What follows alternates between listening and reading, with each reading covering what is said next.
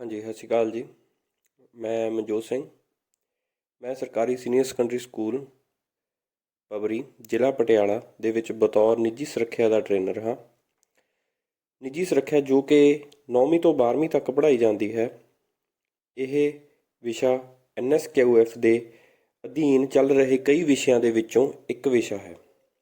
ਇਹ ਵਿਸ਼ੇ ਦੇ ਵਿੱਚ ਅਸੀਂ ਬੱਚਿਆਂ ਨੂੰ ਅਨੁਸ਼ਾਸਨ ਵਿੱਚ ਰਹਿਣਾ, ਆਪਣੀ ਸੁਰੱਖਿਆ ਅਤੇ ਦੂਜੇ ਦੀ ਸੁਰੱਖਿਆ ਅਤੇ ਆਫਤਾਂ ਦੇ ਵਿੱਚ ਕਿਸ ਤਰ੍ਹਾਂ ਜੂਝਣਾ ਅਤੇ ਕਿਸ ਤਰ੍ਹਾਂ ਕਿਸੇ ਵਿਅਕਤੀ ਦੀ ਜਾਨ ਬਚਾਉਣੀ ਅਤੇ ਆਪਣੀ ਜਾਨ ਬਚਾਉਣੀ, ਇਹਨਾਂ ਸਭ ਦੇ ਬਾਰੇ ਜਾਣਕਾਰੀ ਅਤੇ ਉਹਨਾਂ ਨੂੰ ਸਿਖਾਉਂਦੇ ਹਾਂ। ਅੱਜ ਆਪਾਂ ਗੱਲ ਕਰਾਂਗੇ 11ਵੀਂ ਕਲਾਸ ਦੇ ਯੂਨਿਟ ਨੰਬਰ 3 ਤੇ। ਉਸ ਦਾ ਨਾਮ ਹੈ ਸੁਰੱਖਿਆ ਸੇਵਾਵਾਂ ਵਿੱਚ ਕਾਨੂੰਨੀ ਅਤੇ ਕਾਰਜ ਪ੍ਰਣਾਲੀ ਸੰਬੰਧੀ ਜ਼ਰੂਰਤਾਂ। ਜਿਵੇਂ ਕਿ ਅਸੀਂ ਜਾਣਦੇ ਹਾਂ ਕਿ ਕਿਸੇ ਵੀ ਅਦਾਰੇ ਜਾਂ ਉਦਯੋਗਿਕ ਸੰਸਥਾ ਦੇ ਵਿੱਚ ਸੁਰੱਖਿਆ ਦਾ ਹੋਣਾ ਬਹੁਤ ਜ਼ਰੂਰੀ ਹੈ। ਇਹਨਾਂ ਸੁਰੱਖਿਆਵਾਂ ਨੂੰ ਅਸੀਂ ਜੋ ਸੁਰੱਖਿਆ ਵਾਤਾਵਰਨ ਕਾਇਮ ਰੱਖਣ ਦੇ ਲਈ ਸਾਨੂੰ ਇੱਕ ਕਾਨੂੰਨ ਦੇ ਦਾਇਰੇ ਦੇ ਵਿੱਚ ਰਹਿਣਾ ਪੈਂਦਾ ਹੈ। ਉਹ ਕਾਨੂੰਨ ਇੱਕ ਸਰਕਾਰ ਦੁਆਰਾ ਜਾਂ ਸੰਵਿਧਾਨ ਦੁਆਰਾ ਬਣਾਇਆ ਜਾਂਦਾ ਹੈ। ਇਹ ਕਾਰਜ ਪ੍ਰਣਾਲੀ ਸਾਰੀ ਜੋ ਸੁਰੱਖਿਆ ਵਾਤਾਵਰਨ ਨੂੰ ਕਾਇਮ ਰੱਖਦੀ ਹੈ, ਉਹ ਸਾਰੀ ਕਾਨੂੰਨ ਦੇ ਦਾਇਰੇ ਦੇ ਵਿੱਚ ਹੀ ਰਹਿ ਕੇ ਅਸੀਂ ਕਰ ਸਕਦੇ ਹਾਂ। ਜਿਵੇਂ ਕਿ ਗ੍ਰਿਫਤਾਰ ਕਰਨਾ, ਕਿਸੇ ਨੂੰ ਕੁੱਟਣਾ, ਮਾਰਨਾ, ਬੋਲਣਾ ਜਾਂ ਰੋਕਣਾ ਜਾਂ ਕਿਸੇ ਕਿਸਮ ਦੀ ਕੋਈ ਵੀ ਕਾਰਵਾਈ, ਉਹ ਅਸੀਂ ਸਿਰਫ ਕਾਨੂੰਨ ਦੇ ਵਿੱਚ ਹੀ ਰਹਿ ਕੇ ਕਰ ਸਕਦੇ ਹਾਂ। ਇਸ ਤੋਂ ਬਿਨਾਂ ਅਸੀਂ ਹੋਰ ਕੁਝ ਨਹੀਂ ਕਰ ਸਕਦੇ।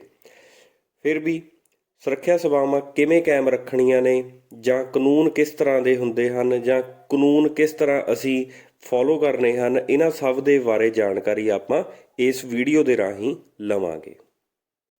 ਹੁਣ ਆਪਾਂ ਗੱਲ ਕਰਦੇ ਹਾਂ ਅਣਸੁਖਾਵੀਆਂ ਘਟਨਾਵਾਂ, ਜ਼ਿਆਦਾ ਘਟਨਾਵਾਂ ਦੀ ਜਾਂਚ ਪੜਤਾਲ ਅਤੇ ਰਿਪੋਰਟ ਕਰਨੀ। ਅਣਸੁਖਾਵੀਂ ਘਟਨਾਵਾਂ ਉਹ ਹੁੰਦੀਆਂ ਹਨ ਜਿਹੜੀਆਂ ਕਿ ਕਿਸੇ ਟਾਈਮ ਨੂੰ ਦੇਖਦੇ ਹੋਏ ਜਾਂ ਕੋਈ ਸਮਾਂ ਨਾ ਦੇਖਦੇ ਹੋਏ ਇਹ ਹਮੇਸ਼ਾ ਵਾਪਰ ਹੀ ਜਾਂਦੀਆਂ ਹਨ। ਅਣਸੁਖਾਵੀਆਂ ਘਟਨਾ ਉਹ ਹੁੰਦੀਆਂ ਹਨ ਜਿਨ੍ਹਾਂ ਦੇ ਬਾਰੇ ਅਸੀਂ ਸੋਚ ਨਹੀਂ ਸਕਦੇ, ਜਿਨ੍ਹਾਂ ਦੇ ਬਾਰੇ ਸਾਨੂੰ ਪਤਾ ਨਹੀਂ ਹੁੰਦਾ ਕਿ ਇਹ ਘਟਨਾ ਵਾਪਰਨ ਵਾਲੀ ਹੈ ਜਾਂ ਇਹ ਘਟਨਾ ਹੋ ਸਕਦੀ ਹੈ, ਪਰ ਫਿਰ ਵੀ ਉਹ ਵਾਪਰ ਜਾਂਦੀ ਹੈ। ਇਹਦੇ ਵਿੱਚ ਜਾਨ ਅਤੇ ਮਾਲ ਜਾਂ ਸਾਡੇ ਪੈਸੇ ਪੂੰਜੀ ਹਰ ਤਰ੍ਹਾਂ ਦਾ ਨੁਕਸਾਨ ਹੋ ਜਾਂਦਾ ਹੈ, ਜਿਨ੍ਹਾਂ ਨਾਲ ਕਈਆਂ ਨੂੰ ਜਾਨ ਤੋਂ ਵੀ ਹੱਥ ਧੋਣਾ ਪੈ ਸਕਦਾ ਹੈ।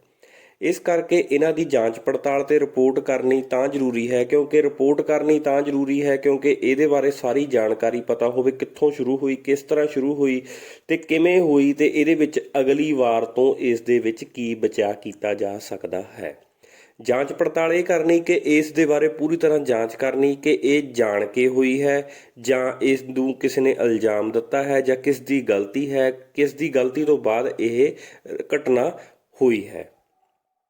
ਜਿਵੇਂ ਕਿ ਨਿੱਜੀ ਸੁਰੱਖਿਆ ਅਧਿਕਾਰੀ ਸ਼ੱਕੀ ਗਤੀਵਿਧੀਆਂ ਜਾਂ ਭੰਨਤੋੜ ਦੀ ਰਿਪੋਰਟ ਦੀ ਜਾਂਚ ਪੜਤਾਲ ਕਰ ਸਕਦਾ ਹੈ ਜਦੋਂ ਉਹ ਅਜਿਹਾ ਕਰਨ ਲਈ ਕਿਹਾ ਗਿਆ ਹੋਵੇ। ਨਿੱਜੀ ਸੁਰੱਖਿਆ ਅਧਿਕਾਰੀ ਜੁਰਮ ਕਰਨ ਵਾਲੇ ਸ਼ੱਕੀ ਬੰਦਿਆਂ ਨੂੰ ਨਜ਼ਰਬੰਦ ਕਰ ਸਕਦਾ ਹੈ, ਉਹਨਾਂ ਨੂੰ ਆਪਣੀ ਹਿਰਾਸਤ ਵਿੱਚ ਵੀ ਲੈ ਸਕਦਾ ਹੈ। ਜਿਵੇਂ ਕਿ ਆਪਾਂ ਕਾਨੂੰਨ ਦੇ ਵਿੱਚ ਗੱਲ ਕਰਦੇ ਹਾਂ ਤਾਂ ਸੁਰੱਖਿਆ ਸੇਵਾਵਾਂ ਨੂੰ ਕਾਨੂੰਨ ਦੇ ਵਿੱਚ ਅਸੀਂ ਇਹ ਗੱਲ ਕਰ ਸਕਦੇ ਹਾਂ ਕਿ ਜਦੋਂ ਨਿੱਜੀ ਸੁਰੱਖਿਆ ਅਧਿਕਾਰੀ ਜੋ ਕਿ ਪੁਲਿਸ ਅਫਸਰ ਨਹੀਂ ਹੈ, ਪਰ ਫਿਰ ਵੀ ਉਹ ਸੁਰੱਖਿਆ ਦੀਆਂ ਸਾਰੀਆਂ ਸੇਵਾਵਾਂ ਦੇ ਰਿਹਾ ਹੈ ਅਤੇ ਵਾਤਾਵਰਨ ਕਾਇਮ ਰੱਖ ਰਿਹਾ ਹੈ, ਤਾਂ ਅਗਰ ਉਹਨੂੰ ਕਿਸੇ ਕਿਸਮ ਦੀ ਕੋਈ ਇਸ ਤਰ੍ਹਾਂ ਦੀ ਗੱਲ ਲੱਗਦੀ ਹੈ ਕਿ ਕੋਈ ਵਿਅਕਤੀ ਗਲਤ ਕਰ ਰਿਹਾ ਜਾਂ ਕੋਈ ਵਿਅਕਤੀ ਜਾਣ ਬੁੱਝ ਕੇ ਕਰ ਰਿਹਾ ਹੈ, ਤਾਂ ਉਸ ਨੂੰ ਇਹ ਕਾਨੂੰਨੀ ਅਧਿਕਾਰ ਹੈ ਕਿ ਉਹ ਜੁਰਮ ਵਾਲੇ ਵਿਅਕਤੀ ਨੂੰ ਜਾਂ ਸ਼ੱਕੀ ਵਿਅਕਤੀ ਨੂੰ ਨਜ਼ਰਬੰਦ ਕਰ ਸਕਦਾ, ਉਹਨੂੰ ਫੜ ਕੇ ਬਿਠਾ ਸਕਦਾ ਜਾਂ ਉਹਨੂੰ ਫੜ ਕੇ ਰੱਖ ਸਕਦਾ ਅਤੇ ਉਹਨੂੰ ਆਪਣੀ ਹਿਰਾਸਤ ਵਿੱਚ ਲੈ ਸਕਦਾ ਹੈ। ਪੁਲਿਸ ਦੇ ਆਉਣ ਤੋਂ ਤੱਕ ਜਾਂ FIR ਲਿਖਾਉਣ ਤੱਕ ਉਸ ਨੂੰ ਆਪਣੇ ਤੱਕ ਨਜ਼ਰਬੰਦ ਰੱਖ ਸਕਦਾ ਹੈ। ਇਸ ਦੇ ਅੱਗੇ ਹੈ ਪੁਲਿਸ ਅਧਿਕਾਰੀ ਦੀ ਗੱਲ ਕਰਦੇ ਹਾਂ। ਪੁਲਿਸ ਅਧਿਕਾਰੀ ਉਸ ਵੇਲੇ ਤੱਕ ਕਿਸੇ ਵਿਅਕਤੀ ਨੂੰ ਗ੍ਰਿਫਤਾਰ ਕਰ ਸਕਦਾ ਹੈ ਜਦੋਂ ਕੋਈ ਵਿਅਕਤੀ ਬਹੁਤ ਜ਼ਿਆਦਾ ਅਪਰਾਧਿਕ ਕੰਮ ਕਰਦਾ ਹੈ, ਉਸ ਨੂੰ ਧਾਰਾ 71 ਦੇ ਅਨੁਸਾਰ ਗ੍ਰਿਫਤਾਰ ਕਰ ਸਕਦਾ ਹੈ। ਜਿਵੇਂ ਕਿ ਆਪਾਂ ਪਿਛਲੇ ਸਲਾਈਡ ਦੇ ਵਿੱਚ ਗੱਲ ਕਰੀ ਸੀ ਕਿ ਨਿੱਜੀ ਸੁਰੱਖਿਆ ਅਧਿਕਾਰੀ ਜਸਟ ਹਿਰਾਸਤ ਜਾਂ ਉਹਨੂੰ ਨਜ਼ਰਬੰਦ ਕਰ ਸਕਦਾ ਹੈ ਕਿ ਜਦੋਂ ਉਸ ਨੂੰ ਸ਼ੱਕ ਹੋਵੇ ਜਾਂ ਲੱਗਦਾ ਹੋਵੇ ਕਿ ਉਹਨੇ ਗਲਤ ਕੀਤਾ, ਪਰ ਪੁਲਿਸ ਅਧਿਕਾਰੀ ਇਹਦੇ ਉਲਟ ਹੁੰਦਾ, ਉਹਨੂੰ ਕਾਨੂੰਨੀ ਤੌਰ 'ਤੇ ਉਸ ਦੇ ਕੋਲ ਅਧਿਕਾਰ ਹੈ ਪੁਲਿਸ ਵਾਲੇ ਕੋਲ ਕਿ ਉਹ ਆਪਣੇ ਕਾਨੂੰਨਾਂ ਦੀ ਵਰਤੋਂ ਕਰਦੇ ਹੋਏ ਉਹਨੂੰ ਧਾਰਾ 71 ਦੇ ਅਨੁਸਾਰ ਉਹਨੂੰ ਗ੍ਰਿਫਤਾਰ ਕਰ ਸਕਦਾ ਹੈ ਜੋ ਵਿਅਕਤੀ ਇੱਕ ਅਪਰਾਧਿਕ ਆ ਜਾਂ ਸ਼ੱਕੀ ਆ ਜਾਂ ਲੱਗ ਰਿਹਾ ਹੈ ਕਿ ਉਹਨੇ ਇਹ ਕੰਮ ਕੀਤਾ ਹੋਵੇਗਾ। ਹੁਣ ਆਪਾਂ ਗੱਲ ਕਰਦੇ ਹਾਂ ਜਾਂਚ ਪੜਤਾਲ।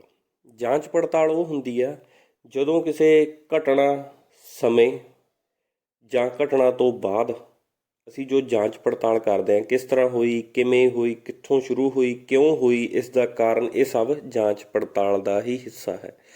ਵੈਸੇ ਵੀ ਇਹ ਜ਼ਰੂਰੀ ਨਹੀਂ ਹੈ ਕਿ ਜਾਂਚ ਪੜਤਾਲ ਅਸੀਂ ਕਿਸੇ ਘਟਨਾ ਦੇ ਹੋਣ ਸਮੇਂ ਜਾਂ ਘਟਨਾ ਦੇ ਹੋਣ ਤੋਂ ਬਾਅਦ ਕਰਦੇ ਹਾਂ। ਜਾਂਚ ਪੜਤਾਲ ਹਮੇਸ਼ਾ ਕਰਦੇ ਰਹਿਣਾ ਚਾਹੀਦਾ ਹੈ ਕਿਸੇ ਸੁਰੱਖਿਆ ਅਧਿਕਾਰੀ ਨੂੰ ਜਾਂ ਪੁਲਿਸ ਵਾਲੇ ਨੂੰ, ਕਿਉਂਕਿ ਜਾਂਚ ਪੜਤਾਲ ਦੇ ਨਾਲ ਹੀ ਇੱਕ ਵੱਡੀ ਘਟਨਾ ਨੂੰ ਅਸੀਂ ਇਲਜ਼ਾਮ ਜਾਂ ਹੋਣ ਤੋਂ ਬਚਾ ਸਕਦੇ ਹਾਂ। ਜਿਵੇਂ ਕਿ ਕਿਸੇ ਵਪਾਰਕ ਸੰਸਥਾ ਵਿੱਚ ਤੈਨਾਤ ਅਫਸਰ ਸੁਰੱਖਿਆ ਅਧਿਕਾਰੀ ਦਾ ਸਭ ਤੋਂ ਮਹੱਤਵਪੂਰਨ ਫਰਜ਼ ਇੱਕ ਹੀ ਹੈ, ਜਾਂਚ ਪੜਤਾਲ ਕਰਨੀ। ਹਮੇਸ਼ਾ ਤੋਂ ਹੀ ਸੁਰੱਖਿਆ ਵਿਭਾਗ ਦਾ ਮੁੱਢਲਾ ਉਦੇਸ਼ ਚੋਰੀ ਨੂੰ ਰੋਕਣਾ, ਚਾਹੇ ਉਹ ਛੋਟੀ ਹੋਵੇ ਚਾਹੇ ਵੱਡੀ ਹੋਵੇ। ਚੋਰੀ ਜਾਂ ਜੁਰਮ ਨੂੰ ਰੋਕਣ ਦੇ ਲਈ ਜਾਂਚ ਪੜਤਾਲ ਦਾ ਹੋਣਾ ਬਹੁਤ ਜ਼ਰੂਰੀ ਹੈ। ਜਿਵੇਂ ਕਿ ਮੈਂ ਪਹਿਲਾਂ ਹੀ ਕਿਹਾ ਸੀ ਕਿ ਕਿਸੇ ਘਟਨਾ ਦੇ ਹੋਣ ਤੋਂ ਬਾਅਦ ਜ਼ਰੂਰੀ ਨਹੀਂ ਹੈ ਕਿ ਹਮੇਸ਼ਾ ਘਟਨਾ ਤੋਂ ਬਾਅਦ ਹੀ ਹਮੇਸ਼ਾ ਅਸੀਂ ਜਾਂਚ ਪੜਤਾਲ ਕਰਨੀ ਹੈ। ਜਾਂਚ ਪੜਤਾਲ ਦਾ ਕੋਈ ਸਮਾਂ ਨਹੀਂ ਹੁੰਦਾ, ਇਹ ਹਮੇਸ਼ਾ ਕਰਦੇ ਰਹਿਣਾ ਚਾਹੀਦਾ ਹੈ ਸਮੇਂ ਬਾਅਦ। ਇਸ ਨਾਲ ਵੱਡੀ ਘਟਨਾ ਹੋਣ ਤੋਂ ਰੁਕ ਸਕਦੀ ਹੈ ਜਾਂ ਛੋਟੀ ਘਟਨਾ ਹੋਣ ਤੋਂ ਵੀ ਰੁਕ ਸਕਦੀ ਹੈ। ਜਾਂਚ ਪੜਤਾਲ ਦਾ ਕਰਨਾ ਹਮੇਸ਼ਾ ਜ਼ਰੂਰੀ ਹੈ। ਹੁਣ ਅੱਗੇ ਗੱਲ ਕਰਦੇ ਹਾਂ ਜਾਂਚ ਪੜਤਾਲ ਜਾਂ ਤਫਤੀਸ਼ ਕਰਨ ਲਈ ਜ਼ਰੂਰੀ ਨੁਕਤੇ। ਕੁਝ ਜ਼ਰੂਰੀ ਨੁਕਤੇ ਜੋ ਕਿ ਜਾਂਚ ਪੜਤਾਲ ਕਰਨ ਵਿੱਚ ਸੌਖਾ ਕਰਦੀਆਂ ਹਨ, ਜਿਵੇਂ ਕਿ ਘਟਨਾ ਵਾਲੇ ਸਥਾਨ 'ਤੇ ਮੌਕੇ ਇਹ ਵਾਰਦਾਤ ਪਹੁੰਚਣਾ। ਜਦੋਂ ਵਾਰਦਾਤ ਹੋਈ ਹੋਵੇ ਜਾਂ ਘਟਨਾ ਹੋਈ ਹੋਵੇ, ਮੌਕੇ 'ਤੇ ਹੀ ਪਹੁੰਚ ਕੇ ਸਾਨੂੰ ਜਾਂਚ ਪੜਤਾਲ ਸ਼ੁਰੂ ਕਰ ਦੇਣੀ ਚਾਹੀਦੀ ਹੈ। ਜੁਰਮ ਦੀਆਂ ਦਿਸ਼ਾਵਾਂ ਤੈਅ ਕਰਨੀਆਂ, ਜੁਰਮ ਦੀ ਦਿਸ਼ਾ ਤੈਅ ਕਰਨੀ ਕਿ ਕਿੱਥੋਂ ਸ਼ੁਰੂ ਹੋਇਆ, ਕਿੱਥੇ ਜਾ ਕੇ ਬੰਦ ਹੋਇਆ। ਜੁਰਮ ਦੀ ਕਾਰਜ ਪ੍ਰਣਾਲੀ ਜਾਂ ਗਤੀਵਿਧੀ ਦੇਖਣੀ। ਜੁਰਮ ਦੀ ਕਾਰਜ ਪ੍ਰਣਾਲੀ ਮਤਲਬ ਕਿ ਇਹ ਕਿਸ ਤਰ੍ਹਾਂ ਸ਼ੁਰੂ ਹੋਇਆ, ਮਤਲਬ ਕਿ ਇਸ ਨੂੰ ਇਲਜ਼ਾਮ ਜਾਂ ਘਟਨਾ ਸ਼ੁਰੂ ਹੋਣ ਦੇ ਲਈ ਪਹਿਲਾਂ ਮੰਨ ਲਓ ਅੱਗ ਹੋਈ, ਅੱਗ ਲੱਗ ਗਈ, ਅੱਗ ਲੱਗਣ ਦੀ ਘਟਨਾ ਹੋ ਜਾਂਦੀ ਹੈ ਸਾਡੇ ਉਦਯੋਗਿਕ ਕਾਰਖਾਨੇ ਦੇ ਵਿੱਚ ਜਾਂ ਕਿਸੇ ਜਗ੍ਹਾ ਦੇ ਉੱਪਰ, ਤਾਂ ਆਪਾਂ ਸਭ ਤੋਂ ਪਹਿਲਾਂ ਇਹ ਦੇਖਦੇ ਹਾਂ ਕਿ ਅੱਗ ਲੱਗਣ ਦਾ ਕਾਰਨ ਕੀ ਆ, ਉਹਦੀ ਗਤੀਵਿਧੀ ਕੀ ਆ, ਉਹ ਸ਼ੁਰੂ ਕਿੱਥੋਂ ਹੋਈ ਆ। ਅੱਗ ਬਿਜਲੀ ਨਾਲ ਲੱਗੀ ਆ, ਕਿਸੇ ਨੇ ਜਾਣ ਕੇ ਲਾਈ ਆ, ਕਾਗਜ਼ ਨਾਲ ਲੱਗੀ ਆ, ਉਹ ਸਾਰੀ ਕਾਰਜਵਿਧੀ ਜਾਂ ਕਾਰਜ ਪ੍ਰਣਾਲੀ ਦੇਖਣੀ। ਗਵਾਹਾਂ ਦੀ ਪਹਿਚਾਣ ਦੀ ਤਫਤੀਸ਼ ਕਰਨੀ। ਗਵਾਹ ਦੇਖਣੇ ਕਿ ਜਿਨ੍ਹਾਂ ਨੇ ਇਸ ਦੇ ਸ਼ੁਰੂ ਹੋਣ ਤੋਂ ਜਾਂ ਲਾਸਟ ਤੱਕ ਸਾਰੀ ਚੀਜ਼ ਦੇਖੀ ਹੋਵੇ, ਉਹਨਾਂ ਗਵਾਹਾਂ ਤੋਂ ਸਾਰੀ ਜਾਣਕਾਰੀ ਇਕੱਠੀ ਕਰਨੀ। ਕਿਸ ਤਰ੍ਹਾਂ ਸ਼ੁਰੂ ਹੋਈ, ਕਿਸ ਤਰ੍ਹਾਂ ਇਸ ਦੇ ਉੱਪਰ ਕੰਮ ਕੀਤਾ ਜਾਂ ਇਸ ਨੂੰ ਕਿਸ ਤਰ੍ਹਾਂ ਬੰਦ ਕੀਤਾ ਗਿਆ। ਹੁਣ ਇਸ ਤੋਂ ਅੱਗੇ ਗੱਲ ਕਰਦੇ ਹਾਂ ਸ਼ਿਕਾਇਤ ਜਾਂ ਰਿਪੋਰਟ। ਇਹ ਜਾਂਚ ਪੜਤਾਲ ਤੋਂ ਬਾਅਦ ਇੱਕ ਅਹਿਮ ਅੰਗ ਹੈ ਜਾਂ ਅਹਿਮ ਭਾਗ ਹੈ, ਕਿਉਂਕਿ ਜਾਂਚ ਪੜਤਾਲ ਕਰਨ ਤੋਂ ਬਾਅਦ ਸਾਨੂੰ ਇਸ ਚੀਜ਼ ਦਾ ਪਤਾ ਥੋੜ੍ਹਾ ਬਹੁਤਾ ਲੱਗ ਜਾਂਦਾ ਹੈ ਕਿ ਇਹ ਕਿਸ ਤਰ੍ਹਾਂ ਸ਼ੁਰੂ ਹੋਈ ਜਾਂ ਇਸ ਨੂੰ ਕਿਸੇ ਵਿਅਕਤੀ ਦੁਆਰਾ ਇਲਜ਼ਾਮ ਦਿੱਤਾ ਗਿਆ। ਇਹ ਸਭ ਜਾਣਕਾਰੀ ਸਾਨੂੰ ਜਾਂਚ ਪੜਤਾਲ ਵਿੱਚ ਥੋੜ੍ਹੀ ਨਹੀਂ ਤਾਂ ਜ਼ਿਆਦਾ ਨਹੀਂ, ਇਹ ਥੋੜ੍ਹੀ ਬਹੁਤੀ ਕਲੀਅਰ ਹੋ ਜਾਂਦੀ ਹੈ। ਇਸ ਲਈ ਇਸ ਦੀ ਰਿਪੋਰਟ ਤਿਆਰ ਕਰਨੀ ਜਾਂ ਸ਼ਿਕਾਇਤ ਕਰਨੀ ਅੱਗੇ, ਅਗਰ ਸਾਨੂੰ ਕਿਸੇ ਕਿਸਮ ਦਾ ਕੋਈ ਸ਼ੱਕ ਜਾਂ ਕਿਸੇ ਕਿਸਮ ਦੀ ਕੋਈ ਜਾਣਕਾਰੀ ਮਿਲਦੀ ਹੈ। ਜਿਵੇਂ ਕਿ ਰਿਪੋਰਟ ਇੱਕ ਅਜਿਹੀ ਲਿਖਤ ਪ੍ਰਕਿਰਿਆ ਹੈ ਜੋ ਗਹਿਰਾਈ ਨਾਲ ਵਿਸ਼ੇ ਦੇ ਬਾਰੇ ਸੂਚਨਾ ਦਿੰਦੀ ਹੈ। ਇਸ ਵਿੱਚ ਬਾਹਰਲੇ ਸੂਚਨਾ ਸਰੋਤ ਤੋਂ ਪ੍ਰਾਪਤ ਤੱਥਾਂ ਨੂੰ ਪੇਸ਼ ਕੀਤਾ ਜਾਂਦਾ ਹੈ। ਰਿਪੋਰਟ ਦੀ ਮਦਦ ਨਾਲ ਅਸੀਂ ਸਾਰੀ ਘਟਨਾ ਨੂੰ ਚੰਗੀ ਤਰ੍ਹਾਂ ਦੇਖ ਕੇ ਅਤੇ ਸਮਝ ਸਕਦੇ ਹਾਂ, ਜਿਸ ਨਾਲ ਘਟਨਾ ਦੀ ਪੂਰੀ ਤਸਵੀਰ ਸਾਹਮਣੇ ਆ ਜਾਂਦੀ ਹੈ।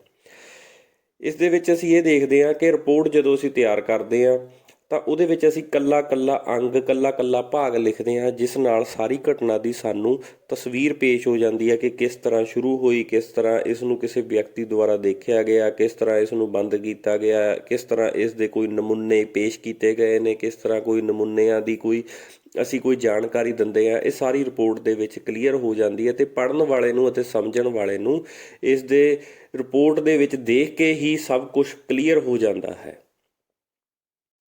ਹੁਣ ਆਪਾਂ ਗੱਲ ਕਰਦੇ ਹਾਂ ਰਿਪੋਰਟ ਦੇ ਪ੍ਰਕਾਰ। ਰਿਪੋਰਟ ਹਮੇਸ਼ਾ ਦੋ ਤਰ੍ਹਾਂ ਦੀਆਂ ਹੁੰਦੀਆਂ ਹਨ, ਇੱਕ ਜਾਂ ਪ੍ਰਸ਼ਾਸਕੀ ਜਾਂ ਕੰਮ ਚਲਾਊ ਰਿਪੋਰਟ। ਕੰਮ ਚਲਾਊ ਰਿਪੋਰਟ ਜਾਂ ਪ੍ਰਸ਼ਾਸਕੀ ਉਹ ਹੁੰਦੀਆਂ ਹਨ ਜਿਹੜੀ ਕਿ ਅਸੀਂ ਰਫਲੀ ਬਣਾਉਂਦੇ ਹਾਂ। ਜਿਵੇਂ ਕਿ ਕੋਈ ਘਟਨਾ ਵਾਪਰੀ, ਅਸੀਂ ਜਸਟ ਗਏ ਇੱਕ ਪੇਪਰ ਦੇ ਉੱਤੇ ਮਾੜੀ ਮੋਟੀ ਜਾਣਕਾਰੀ ਇਕੱਠੀ ਕੀਤੀ, ਉਸ ਤੋਂ ਬਾਅਦ ਅਸੀਂ ਉਸ ਨੂੰ ਅੱਗੇ ਪੇਸ਼ ਕਰ ਦਿੰਦੇ ਹਾਂ ਕਿ ਇਹ ਕੰਮ ਹੋਇਆ, ਇਸ ਤਰ੍ਹਾਂ ਹੋਇਆ, ਇਹਦੇ ਉੱਤੇ ਅਸੀਂ ਇਹ ਕੰਮ ਕੀਤਾ, ਇਹ ਬੰਦੇ ਹਾਜ਼ਰ ਸੀ ਜਾਂ ਇਹ ਗਵਾਹ ਹਾਜ਼ਰ ਸੀ। ਇਹ ਹੁੰਦੀ ਹੈ ਜਸਟ ਇੱਕ ਕੰਮ ਚਲਾਊ ਰਿਪੋਰਟ ਜੋ ਕਿ ਰਿਕਾਰਡ ਦੇ ਵਿੱਚ ਅਸੀਂ ਰੱਖ ਵੀ ਸਕਦੇ ਹਾਂ ਰਿਕਾਰਡ ਦੇ ਵਿੱਚ ਨਹੀਂ ਵੀ ਰੱਖ ਸਕਦੇ। ਅੱਗੇ ਲਈ ਇਨ ਫਿਊਚਰ ਅਸੀਂ ਇਸ ਨੂੰ ਵਰਤ ਵੀ ਸਕਦੇ ਹਾਂ, ਭਵਿੱਖ ਦੇ ਵਿੱਚ ਅਸੀਂ ਇਹਨੂੰ ਵਰਤ ਵੀ ਸਕਦੇ ਹਾਂ, ਨਹੀਂ ਵੀ ਵਰਤ ਸਕਦੇ। ਇਸ ਦੇ ਅੱਗੇ ਹੈ ਦੂਜੀ ਰਿਪੋਰਟ, ਜੋ ਕਿ ਅਸਰਦਾਰ ਜਾਂ ਘਟਨਾ ਸੰਬੰਧੀ ਰਿਪੋਰਟ। ਇਹ ਰਿਪੋਰਟ ਬਹੁਤ ਹੀ ਅਸਰਦਾਰ ਜਾਂ ਘਟਨਾ ਸੰਬੰਧੀ ਰਿਪੋਰਟ ਤੋਂ ਭਾਵ ਹੈ ਕਿ ਬਹੁਤ ਹੀ ਜਿਹੜੀ ਅਸਰਦਾਰ ਜਾਂ ਬਹੁਤ ਹੀ ਇੰਪੋਰਟੈਂਟ ਰਿਪੋਰਟ ਮੰਨੀ ਜਾਂਦੀ ਹੈ, ਜਿਹੜੀ ਕਿ ਅੱਗੇ ਜਾ ਕੇ ਪੁਲਿਸ ਦੇ ਵਿੱਚ ਜਾਂ ਅਦਾਲਤ ਦੇ ਵਿੱਚ ਵੀ ਪੇਸ਼ ਕਰੀ ਜਾ ਸਕਦੀ ਹੈ। ਇਹ ਹਮੇਸ਼ਾ ਅਧਿਕਾਰੀ ਦੁਆਰਾ, ਪੁਲਿਸ ਅਧਿਕਾਰੀ ਦੁਆਰਾ ਜਾਂ ਸੁਰੱਖਿਆ ਕਰਮਚਾਰੀ ਦੁਆਰਾ ਬਣਾ ਕੇ ਪ੍ਰੋਪਰ ਸਾਫ਼ ਸੁਥਰੀ ਬਣਾਉਣ ਤੋਂ ਬਾਅਦ ਇਸ ਨੂੰ ਉੱਚ ਅਧਿਕਾਰੀ ਤੋਂ ਵੀ ਅਪਰੂਵ ਕਰਾਇਆ ਜਾਂਦਾ ਹੈ। ਫਿਰ ਇਸ ਨੂੰ ਕਿਸੇ ਗਵਾਹ ਦੇ ਤੌਰ 'ਤੇ ਵੀ ਵਰਤਿਆ ਜਾ ਸਕਦਾ ਹੈ। ਹੁਣ ਆਪਾਂ ਗੱਲ ਕਰਦੇ ਹਾਂ ਚੰਗੀ ਰਿਪੋਰਟ ਦੀਆਂ ਵਿਸ਼ੇਸ਼ਤਾਵਾਂ। ਇੱਕ ਰਿਪੋਰਟ ਜੋ ਅਸੀਂ ਬਣਾ ਰਹੇ ਹਾਂ ਉਹ ਕਿਸ ਤਰ੍ਹਾਂ ਦੀ ਹੋਣੀ ਚਾਹੀਦੀ ਹੈ, ਕਿ ਉਹਦੇ ਵਿੱਚ ਕੀ ਚੰਗਿਆਈ ਚੀਜ਼ ਹੋਣੀ ਚਾਹੀਦੀ ਹੈ, ਉਹਦੇ ਬਾਰੇ ਗੱਲ ਕਰਨੀ ਹੈ। ਰਿਪੋਰਟ ਹਮੇਸ਼ਾ ਸਾਫ਼ ਸੁਥਰੀ ਹੋਵੇ। ਇਹ ਨਾ ਹੋਵੇ ਕਿ ਉਸ ਦਾ ਕਾਗਜ਼ ਦੀ ਕੁਆਲਿਟੀ ਜਾਂ ਲਿਖਣ ਦੀ ਕੁਆਲਿਟੀ ਗੰਦੀ ਹੋਵੇ। ਹਮੇਸ਼ਾ ਵਧੀਆ ਅਤੇ ਸਾਫ਼ ਸੁਥਰੀ ਮੰਨੀ ਜਾਵੇ। ਅਤੇ ਇਸ ਤੋਂ ਬਾਅਦ ਇਹ ਨਾ ਹੋਵੇ ਕਿ ਉਸ ਦੇ ਵਿੱਚ ਕੁਛ ਸਮਝਣ ਯੋਗ ਨਾ ਪਾਇਆ ਜਾਵੇ। ਅੱਗੇ ਹੈ ਰਿਪੋਰਟ ਸੱਚ ਦੇ ਆਧਾਰ 'ਤੇ ਹੋਵੇ। ਰਿਪੋਰਟ ਹਮੇਸ਼ਾ ਸੱਚੀ ਹੋਣੀ ਚਾਹੀਦੀ ਹੈ। ਇਹ ਨਾ ਹੋਵੇ ਕਿ ਉਦਯੋਗ ਦੇ ਸਾਊਥ ਵਾਲੀ ਸਾਈਡ ਜਾਂ ਦੱਖਣ ਵਾਲੀ ਸਾਈਡ ਜਾਂ ਪੱਛਮ ਵਾਲੀ ਸਾਈਡ ਅੱਗ ਲੱਗੀ ਹੋਵੇ, ਅਸੀਂ ਰਿਪੋਰਟ ਦੇ ਵਿੱਚ ਲਿਖਦੀ ਹੋਈ ਹੈ ਕਿ ਇਹ ਅੱਗ ਪੂਰਬ ਵਾਲੀ ਸਾਈਡ ਲੱਗੀ ਹੈ। ਇਸ ਲਈ ਰਿਪੋਰਟ ਹਮੇਸ਼ਾ ਸੱਚ ਦੇ ਆਧਾਰ 'ਤੇ ਹੋਣੀ ਚਾਹੀਦੀ ਹੈ। ਅੱਗੇ ਹੈ ਇਹ ਆਮ ਭਾਸ਼ਾ ਵਿੱਚ ਹੋਣੀ ਚਾਹੀਦੀ ਹੈ। ਰਿਪੋਰਟ ਹਮੇਸ਼ਾ ਆਮ ਭਾਸ਼ਾ ਵਿੱਚ ਹੋਣੀ ਚਾਹੀਦੀ ਹੈ, ਜਿਵੇਂ ਕਿ ਅਸੀਂ ਜੋ ਭਾਸ਼ਾ ਦਾ ਉਪਯੋਗ ਕਰਦੇ ਹਾਂ, ਜਿਵੇਂ ਕਿ ਪੰਜਾਬੀ, ਹਿੰਦੀ, ਇੰਗਲਿਸ਼, ਜੋ ਕਿ ਆਮ ਸਾਡੇ ਅਧਿਕਾਰੀ ਨੂੰ ਵੀ ਜਾਂ ਉੱਚ ਅਧਿਕਾਰੀ ਨੂੰ ਵੀ ਸਮਝ ਆ ਜਾਵੇ, ਉਹ ਭਾਸ਼ਾ ਦਾ ਉਪਯੋਗ ਕਰਨਾ ਚਾਹੀਦਾ ਹੈ। ਇਹ ਸਮਝਣਯੋਗ ਹੋਵੇ। ਰਿਪੋਰਟ ਹਮੇਸ਼ਾ ਸਮਝਣਯੋਗ ਹੋਵੇ। ਇਹ ਨਾ ਹੋਵੇ ਕਿ ਲਾਸਟ ਵਾਲੀ ਲਾਈਨ ਉੱਪਰ ਲਿਖੀ ਹੋਵੇ, ਉੱਪਰ ਵਾਲੀ ਲਾਈਨ ਲਾਸਟ 'ਚ ਲਿਖੀ ਹੋਵੇ, ਜਾਂ ਵਿੱਚੋਂ ਕੁਛ ਨਾ ਲਿਖਿਆ ਹੋਵੇ, ਫਾਲਤੂ ਲਿਖਿਆ ਹੋਵੇ। ਇਸ ਕਰਕੇ ਰਿਪੋਰਟ ਹਮੇਸ਼ਾ ਇਸ ਹਿਸਾਬ ਨਾਲ ਬਣਾਓ ਕਿ ਉਸ ਦੇ ਸ਼ੁਰੂ ਹੋਣ ਤੋਂ ਲੈ ਕੇ ਅੰਤ ਤੱਕ ਹਰ ਚੀਜ਼ ਸਮਝੀ ਜਾ ਸਕੇ। ਇਸ ਤੋਂ ਅੱਗੇ ਹੈ ਇਸ ਦੇ ਸਾਰੇ ਪੱਖ ਲਿਖੋ। ਰਿਪੋਰਟ ਦੇ ਸਾਰੇ ਪੱਖ ਲਿਖਣੇ ਚਾਹੀਦੇ ਹਨ। ਇਹ ਨਾ ਹੋਵੇ ਕਿ ਇੱਕ ਗਵਾਹ ਨੂੰ ਛੱਡ ਕੇ ਦੋ ਗਵਾਹਾਂ ਦੇ ਲਿਖੇ ਹੋਣ, ਇੱਕ ਗਵਾਹ ਨੂੰ ਛੱਡਿਆ ਹੋਵੇ, ਇੱਕ ਗਵਾਹ ਤੋਂ ਹੀ ਸਾਰੀ ਜਾਣਕਾਰੀ ਇਕੱਠੀ ਕੀਤੀ ਜਾਵੇ। ਇਸ ਕਰਕੇ ਰਿਪੋਰਟ ਦੇ ਸਾਰੇ ਪੱਖ ਲਿਖਣੇ ਚਾਹੀਦੇ ਨੇ, ਆਪ ਵੀ ਲੱਭ ਕੇ ਜਾਂਚ ਪੜਤਾਲ ਕਰਕੇ ਅਤੇ ਗਵਾਹਾਂ ਤੋਂ ਵੀ ਜਾਂਚ ਪੜਤਾਲ ਇਕੱਠੀ ਕਰਕੇ ਇਹ ਸਾਰੀ ਰਿਪੋਰਟ ਦੇ ਵਿੱਚ ਹੀ ਲਿਖਣਾ ਚਾਹੀਦਾ ਹੈ। ਇਸ ਤੋਂ ਅੱਗੇ ਹੈ ਰਿਪੋਰਟ ਲਈ ਕੁਝ ਜ਼ਰੂਰੀ ਗੱਲਾਂ ਕਿਹੜੀਆਂ ਹੁੰਦੀਆਂ ਹਨ, ਜਿਹੜੀ ਕਿ ਰਿਪੋਰਟ ਲਿਖਣ ਵਿੱਚ ਸਾਡੀਆਂ ਬਹੁਤ ਮਦਦ ਕਰਦੀਆਂ ਹਨ। ਜਿਵੇਂ ਕਿ ਕੌਣ, ਕਿ ਜੋ ਵਾਰਦਾਤ ਹੋਈ ਹੈ ਜਾਂ ਘਟਨਾ ਹੋਈ ਆ ਉਸ ਦੇ ਲਈ ਕੌਣ ਜ਼ਿੰਮੇਵਾਰ ਹੈ। ਕੀ ਇਹ ਰਿਪੋਰਟ ਜੋ ਲਿਖ ਰਹੇ ਹਾਂ ਇਹ ਕਿਸ ਆਧਾਰ ਦੇ ਉੱਤੇ ਜਾਂ ਕੀ ਕਾਰਨ ਸੀ ਇਸ ਘਟਨਾ ਹੋਣ ਦਾ। ਇਸ ਤੋਂ ਅੱਗੇ ਹੈ ਕਿਵੇਂ, ਅਤੇ ਇਹ ਕਿਸ ਤਰ੍ਹਾਂ ਹੋਈ, ਕਿਵੇਂ ਹੋਈ ਇਹ ਜੋ ਘਟਨਾ ਹੋਈ ਆ, ਕਦੋਂ ਇਹ ਘਟਨਾ ਕਦੋਂ ਹੋਈ, ਕਿੱਥੇ ਇਹ ਘਟਨਾ ਕਿੱਥੇ ਹੋਈ, ਕਿਹੜੀ ਜਗ੍ਹਾ 'ਤੇ ਹੋਈ, ਕਿਉਂ, ਇਸ ਦਾ ਕਾਰਨ ਕੀ ਸੀ, ਪਿੱਛੇ ਕਿਉਂ ਹੋਈ, ਇਸ ਦੇ ਵਿੱਚ ਕਿਸੇ ਬੰਦੇ ਦਾ ਹੱਥ ਕਿ ਜਾਂ ਕਿਸੇ ਕੁਦਰਤੀ ਹੱਥ, ਇਹ ਸਭ ਜਾਣਕਾਰੀ, ਇਹ 6 ਚੀਜ਼ਾਂ ਸਾਨੂੰ ਬਹੁਤ ਧਿਆਨ ਨਾਲ ਲਿਖਣੀਆਂ ਚਾਹੀਦੀਆਂ ਹਨ, ਜਿਹੜੀ ਕਿ ਸਾਨੂੰ ਰਿਪੋਰਟ ਲਿਖਣ ਦੇ ਵਿੱਚ ਜਾਂ ਉਸ ਦੀਆਂ ਲਾਈਨਾਂ ਪੂਰੀਆਂ ਕਰਨ ਦੇ ਵਿੱਚ ਜਾਂ ਰਿਪੋਰਟ ਨੂੰ ਪੂਰੀ ਕਰਨ ਦੇ ਵਿੱਚ ਸਹਾਇਤਾ ਕਰਦੀਆਂ ਹਨ। ਹੁਣ ਆਪਾਂ ਗੱਲ ਕਰਦੇ ਹਾਂ ਕਿ ਇੱਕ ਸੁਰੱਖਿਆ ਕਰਮਚਾਰੀ ਨੂੰ ਭੀੜ ਨੂੰ ਕੰਟਰੋਲ ਅਤੇ ਕਾਬੂ ਕਰਨ ਸੰਬੰਧੀ ਕਾਰਜ ਵਿਧੀ ਕੀ ਅਪਣਾਉਣੀ ਚਾਹੀਦੀ ਹੈ, ਜਾਂ ਕਿਸ ਕਾਰਜ ਵਿਧੀ ਨਾਲ ਇੱਕ ਭੀੜ ਨੂੰ ਕੰਟਰੋਲ ਕਰਨਾ ਚਾਹੀਦਾ ਹੈ। ਇੱਕ ਮਾਲਕ ਅਤੇ ਕਰਮਚਾਰੀ ਦਰਮਿਆਨ ਮਹੱਤਵਪੂਰਨ ਸੰਬੰਧ ਹੁੰਦਾ ਹੈ, ਕਿਉਂਕਿ ਇੱਕ ਕਰਮਚਾਰੀ ਅਤੇ ਮਾਲਕ ਦੇ ਵਿੱਚ ਇਹ ਸੰਬੰਧ ਹੁੰਦਾ ਹੈ ਕਿ ਕਰਮਚਾਰੀ ਕੰਮ ਕਰਦਾ ਹੈ ਅਤੇ ਮਾਲਕ ਉਸ ਨੂੰ ਉਸ ਦੇ ਬਦਲੇ ਵਿੱਚ ਇੱਕ ਵੇਤਨ ਜਾਂ ਇੱਕ ਤਨਖਾਹ ਦਿੰਦਾ ਹੈ। ਉਸ ਦੇ ਵਿੱਚ ਹਮੇਸ਼ਾ ਇੱਕ ਛੋਟੀ ਗੱਲ ਨੂੰ ਵੀ ਲੈ ਕੇ ਝਗੜਾ ਹੋ ਸਕਦਾ ਹੈ। ਕਰਮਚਾਰੀ ਵੱਲੋਂ ਕੀਤੇ ਗਏ ਕੰਮ ਦੇ ਫਲ ਵਜੋਂ ਤਨਖਾਹ ਹੁੰਦੀ ਹੈ। ਆਮ ਤੌਰ 'ਤੇ ਦੋਨਾਂ ਦਰਮਿਆਨ ਕੰਮ ਅਤੇ ਤਨਖਾਹ ਸੰਬੰਧੀ ਸੰਘਰਸ਼ ਚੱਲਦਾ ਹੈ। ਆਮ ਤੌਰ 'ਤੇ ਅਸੀਂ ਦੇਖਦੇ ਹਾਂ ਕਿ ਆਜ਼ਾਦੀ ਸਮੇਂ ਜਾਂ ਆਜ਼ਾਦੀ ਤੋਂ ਪਹਿਲਾਂ ਵੀ ਹਮੇਸ਼ਾ ਇੱਕ ਕਰਮਚਾਰੀ ਆਪਣੇ ਮਾਲਕ ਨਾਲ ਹਮੇਸ਼ਾ ਕੰਮ ਅਤੇ ਵੇਤਨ ਦੇ ਸੰਬੰਧੀ ਲੜਾਈ ਝਗੜਾ ਕਰਦਾ ਹੈ। ਤਨਖਾਹ ਵਧਾਉਣ, ਤਨਖਾਹ ਘਟਾਉਣ ਅਤੇ ਕੰਮ ਜ਼ਿਆਦਾ ਜਾਂ ਕੰਮ ਦੇ ਘੰਟੇ ਜ਼ਿਆਦਾ, ਇਹ ਸਭ ਦੇ ਬਾਰੇ ਹਮੇਸ਼ਾ ਹੀ ਝਗੜਾ ਚੱਲਦਾ ਰਿਹਾ ਹੈ। ਇਸ ਲਈ ਹਮੇਸ਼ਾ ਮਾਲਕ ਇਕੱਠੇ ਹੋ ਕੇ ਕਿਸੇ ਕਿਸਮ ਦੇ ਸਟਰਾਈਕ ਕਰਦੇ ਹਨ, ਧਰਨਾ ਦਿੰਦੇ ਹਨ, ਜਾਂ ਕਰਮਚਾਰੀ ਧਰਨਾ ਦਿੰਦੇ ਹਨ। ਉਹ ਭੀੜ ਹਮੇਸ਼ਾ ਇੱਕ ਸ਼ਾਂਤੀ ਨੂੰ ਜਾਂ ਸੁਰੱਖਿਅਤ ਵਾਤਾਵਰਨ ਨੂੰ ਭੰਗ ਕਰਦੀ ਹੈ। ਇਸ ਲਈ ਇਸ ਹਾਲਾਤਾਂ ਦੇ ਵਿੱਚ ਸੁਰੱਖਿਆ ਕਰਮਚਾਰੀ ਨੂੰ ਕਿਸ ਤਰ੍ਹਾਂ ਦੀ ਕਾਰਜਵਿਧੀ ਅਪਣਾਉਣੀ ਚਾਹੀਦੀ ਹੈ, ਉਹ ਹਮੇਸ਼ਾ ਇੱਕ ਟ੍ਰੇਨਿੰਗ ਦਿੱਤੀ ਜਾਂਦੀ ਹੈ ਕਿ ਭੀੜ ਨੂੰ ਕੰਟਰੋਲ ਕਿਸ ਤਰ੍ਹਾਂ ਕੀਤਾ ਜਾਵੇ ਤਾਂ ਕਿ ਇੱਕ ਸ਼ਾਂਤਮਈ ਧਰਨਾ ਜਾਂ ਸੁਰੱਖਿਆ ਕਾਇਮ ਰਹਿ ਸਕੇ। ਹੁਣ ਆਪਾਂ ਗੱਲ ਕਰਦੇ ਹਾਂ ਭੀੜ। ਭੀੜ ਹੁੰਦੀ ਕੀ ਹੈ? ਇਹ ਆਮ ਤੌਰ 'ਤੇ ਸੰਘਰਸ਼ ਵਿੱਚ ਸੰਗਠਿਤ ਹਿੰਸਕ ਵਿਰੋਧਿਕ ਪ੍ਰਦਰਸ਼ਨ ਪ੍ਰਮੁੱਖ ਹਥਿਆਰ ਹੁੰਦਾ ਹੈ, ਜਿਵੇਂ ਕਿ ਜੋ ਵਿਰੋਧ ਕਰਨ ਦੇ ਟੀਚੇ ਨੂੰ ਲੈ ਕੇ ਆਏ ਹੁੰਦੇ ਹਨ ਉਹ ਇੱਕ ਭੀੜ ਦਾ ਹਿੱਸਾ ਜਾਂ ਸੰਘਰਸ਼ ਜਾਂ ਇੱਕ ਗੁੱਸੇ ਨੂੰ ਲੈ ਕੇ ਜੋ ਲੋਕ ਇਕੱਠੇ ਹੋਏ ਹੁੰਦੇ ਹਨ ਉਹਨੂੰ ਹਮੇਸ਼ਾ ਭੀੜ ਕਹਿੰਦੇ ਹਾਂ। ਇਹ ਅਸਥਾਈ ਰੂਪ ਵਿੱਚ ਇਕੱਠੇ ਲੋਕ ਹੁੰਦੇ ਹਨ। ਅਸਥਾਈ ਰੂਪ ਮਤਲਬ ਕਿ ਇਸ ਦੇ ਵਿੱਚ ਇਹ ਨਹੀਂ ਹੁੰਦਾ ਕਿ ਇੱਕ ਜਗ੍ਹਾ ਦੇ ਉੱਪਰ ਖੜ ਕੇ ਇਹ ਧਰਨਾ ਜਾਂ ਸੰਘਰਸ਼ ਕਰਦੇ ਹਨ। ਇਹ ਕਦੇ ਅੱਗੇ ਵੀ ਵੱਧ ਸਕਦੇ ਹਨ, ਪਿੱਛੇ ਵੀ ਹੋ ਸਕਦੇ ਹਨ ਅਤੇ ਇਹਨਾਂ ਦੇ ਵਿੱਚ ਕਿਸੇ ਕਿਸਮ ਦੀ ਕੋਈ ਗਿਣਤੀ ਨਹੀਂ ਪਾਈ ਜਾਂਦੀ ਕਿ ਅੱਜ 50 ਜਾਣਗੇ 100 ਜਾਣਗੇ। ਇਹਨਾਂ ਦੀ ਕੋਈ ਗਿਣਤੀ ਸਥਾਈ ਨਹੀਂ ਹੁੰਦੀ ਹੈ, ਇਹ ਹਮੇਸ਼ਾ ਅਸਥਾਈ ਹੁੰਦੇ ਹਨ। ਗਿਣਤੀ ਵੀ ਇਹਨਾਂ ਦੀ ਅਗਿਣਤ ਹੁੰਦੀ ਹੈ, ਇਸ ਦੇ ਲਈ ਇਹਨਾਂ ਦਾ ਖੇਤਰ ਵੀ ਵੱਡਾ ਹੁੰਦਾ ਹੈ।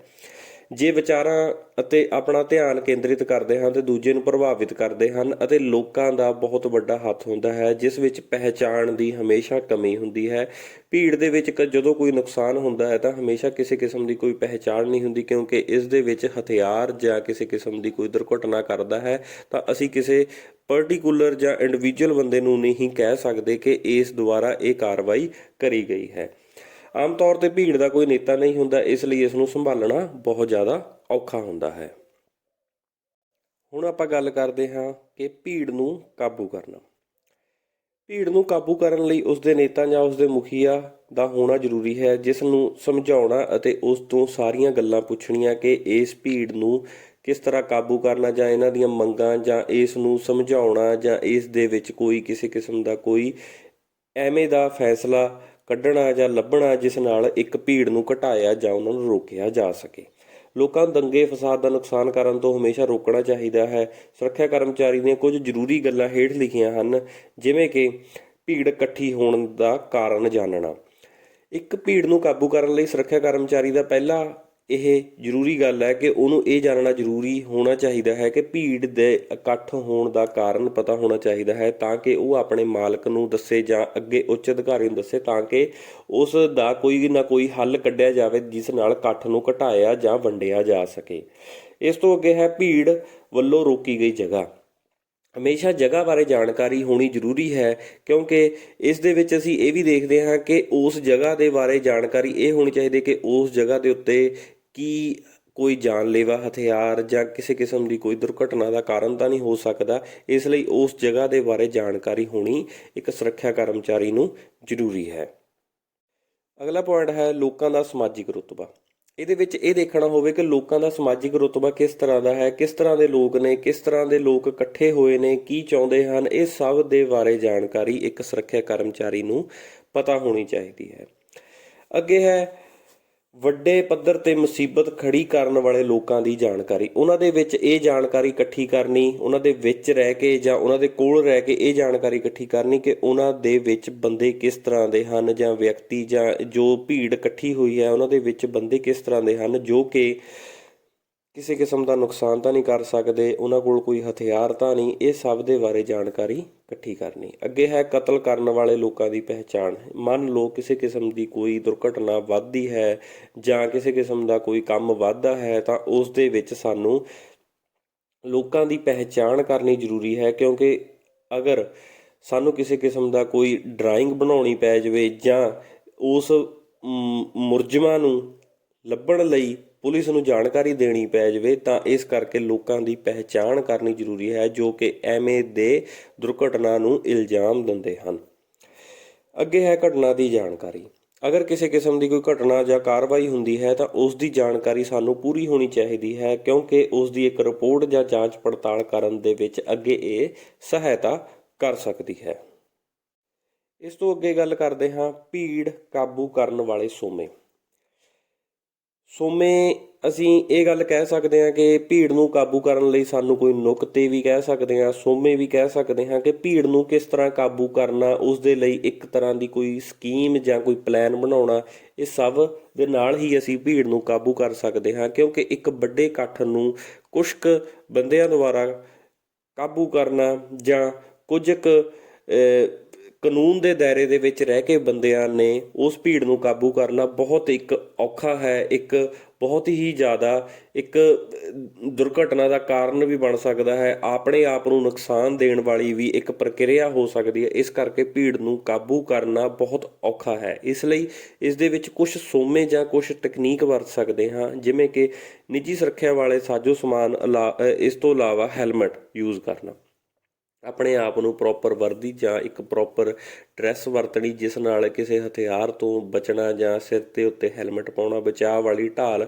ਕਿਸੇ ਕਿਸਮ ਦੀ ਕੋਈ ਬੈਰੀਗੇਡ ਕਰਨੀ ਜਿਸ ਨਾਲ ਉਹ ਵਿਅਕਤੀ ਅੱਗੇ ਨਾ ਆ ਸਕਣ ਜਾਂ ਉਸ ਨੂੰ ਕ੍ਰੋਸ ਨਾ ਕਰ ਸਕਣ।